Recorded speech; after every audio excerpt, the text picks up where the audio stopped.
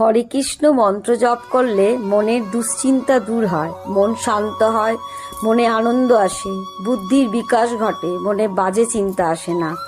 এই নাম কীর্তন করলে জীবনের সব বাধা দূর হয়। আমিও আমাদের আসানসোলে ইস্কন মন্দির থেকে সন্ধেবেলায় ঘুরে এলাম।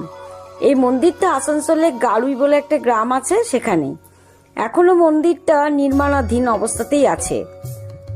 অনেক বড় এটা একটা প্রকল্প, পুরোটা কমপ্লিট হতে অনেকটাই সময় লাগবে। সন্ধ্যেটা খুব সুন্দর কৃষ্ণ নামের মধ্যে দিয়ে কাটালাম, খুব ভালো লাগলো।